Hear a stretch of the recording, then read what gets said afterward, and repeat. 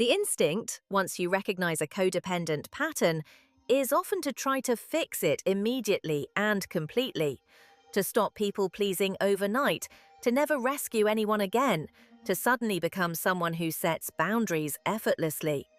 This rarely works, and the attempt usually triggers guilt that makes the pattern feel even more entrenched, because failing to keep an unrealistic promise to yourself tends to confirm exactly the belief you are trying to challenge, that you can't really change.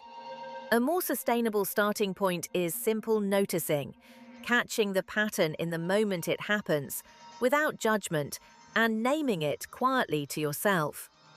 I'm about to say yes because I'm scared of disappointing them. I'm trying to fix this before they've even asked me to. I'm managing their mood again. This isn't a delay tactic dressed up as progress, it's the actual mechanism of change. Patterns that operate automatically beneath conscious awareness simply can't be interrupted until they're noticed consciously, the same way you can't redirect a car you don't realize is drifting. Each time you catch a pattern in real time, even if you go ahead and do the old behavior anyway, you're building the muscle that eventually makes a different choice possible. Over weeks, the gap between noticing and acting tends to widen, just slightly, until one day there's enough room in that gap to actually choose something new. Many people find it useful to keep a simple, private log of these moments, not to judge themselves, but to start recognizing the shape and frequency of their own patterns, which is often the first real insight that change is possible at all. If you tend toward the rescuer pattern, one of the most effective practical tools is a simple pause before acting. When someone shares a problem, the urge to jump in with solutions can feel almost involuntary. Your mind is already 3 steps ahead, drafting advice before they've even finished their sentence. Try inserting one question before doing anything else. What do you need from me right now? Do you want advice, or do you just want me to listen? This single question does a surprising amount of work. It interrupts the automatic rescue reflex, giving you a half-second of conscious choice instead of pure reaction. It respects the other person's autonomy to define their own needs, rather than assuming you already know what's best for them. And more often than people expect, the honest answer is simply, "I just need to vent," which means all the energy you would have spent constructing a solution was never actually wanted in the first place. Practicing this regularly, even imperfectly, gradually retrains the instinct from solving to supporting, a much more sustainable role in any relationship, and one that doesn't quietly exhaust you the way constant problem-solving does. It also changes the texture of the relationship itself. People who are asked what they need, rather than handed a solution, often report feeling more genuinely heard and more capable than people who are rescued from every difficulty before they've had a chance to find their own footing. Over time, this single habit, pausing to ask rather than rushing to fix, can do more to shift a rescuing dynamic than almost any other single change. For those whose codependency shows up more as managing outcomes and steering situations to avoid unpredictability, the practical work involves deliberately tolerating small amounts of uncertainty on purpose in low-stakes situations first. This might mean letting a conversation go somewhere slightly uncomfortable without redirecting it, or letting someone else make a decision you would have made differently, and simply watching what actually happens instead of intervening. A useful internal question here is, what am I afraid will happen if I don't manage this?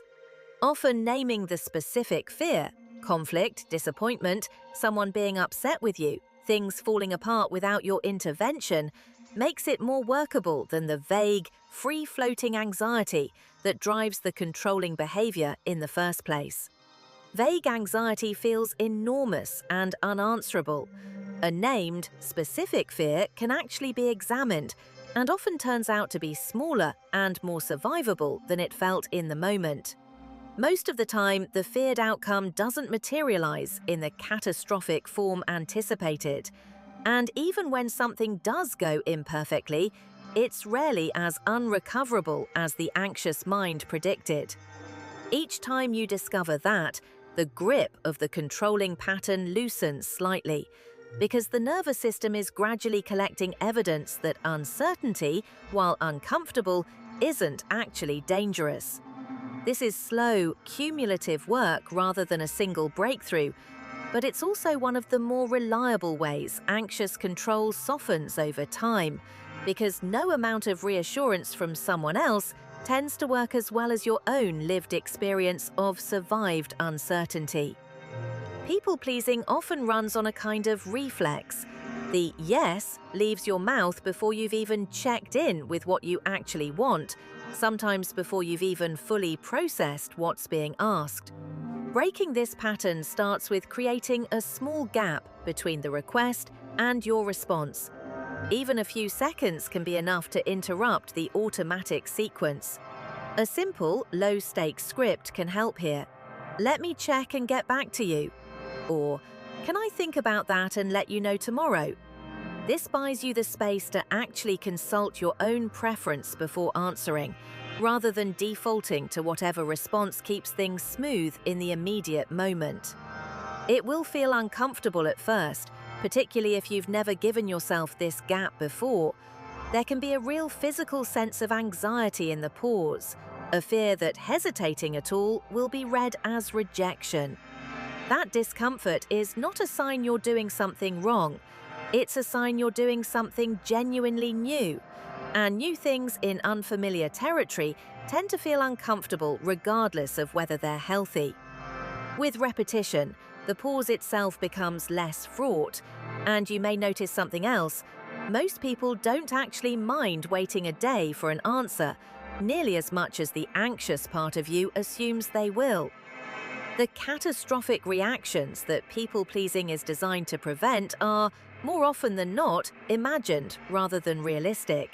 And testing that assumption, carefully in situations where the stakes are manageable, is often the fastest way to loosen the grip of automatic agreement. For enmeshed patterns, where someone else's emotional state seems to instantly become your own, a practical anchoring tool is a simple internal check. Whose feeling is this originally? When you notice a wave of anxiety, sadness, or irritation arrive, pause and trace it. Did it start in you, in response to something happening in your own life? Or did it arrive the moment you walked into a room where someone else was upset, or the moment they sent a tense-sounding message? This distinction matters because it restores a boundary that enmeshment quietly erodes.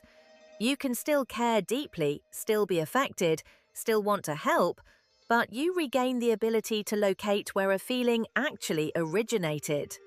That, in turn, makes it possible to respond thoughtfully, rather than simply absorbing the feeling wholesale and carrying it as if it were entirely your own to solve. A related practice involves physically separating yourself, even briefly, from a charged emotional situation before responding, stepping into another room, taking a short walk, or simply pausing before replying to a message that arrived with strong feeling attached. This isn't avoidance, it's giving your own nervous system enough space to settle back into its own baseline, rather than reacting from inside someone else's emotional weather. Over time, this kind of practice helps build what's sometimes called emotional differentiation, the capacity to stay closely connected to someone while still maintaining a clear, separate sense of your own internal state, which is, in many ways, the opposite of enmeshment, and one of the clearest markers of a securely connected relationship. It's worth saying clearly, breaking codependent patterns often meets resistance, and not only from other people. Some relationships have been built, often unconsciously, around your willingness to overgive, overfunction, or overmanage. And when that starts to shift, even slightly, it can create real friction. People who benefited from the old pattern, even if they never asked for it explicitly, may push back, consciously or not, when the dynamic starts to change.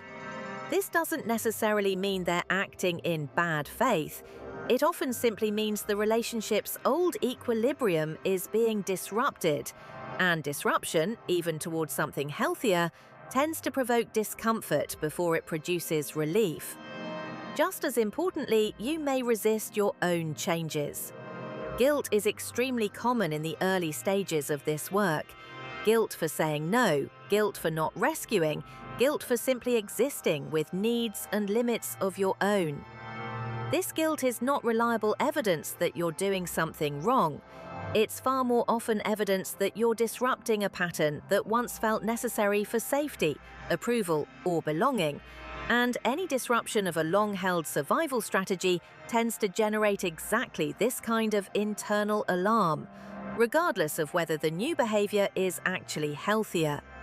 With repetition, the guilt tends to soften, gradually replaced by a steadier, more sustainable way of being close to people, one where you no longer have to disappear, overextend, or manage everyone's feelings in order to stay connected. This is rarely a straight line. Most people who do this work report periods of real progress, followed by stretches where the old patterns reassert themselves, especially under stress. That's not failure. It's simply how deeply rooted patterns tend to change, gradually, with setbacks, and with a slowly accumulating sense that a different, more honest way of relating to people is actually possible.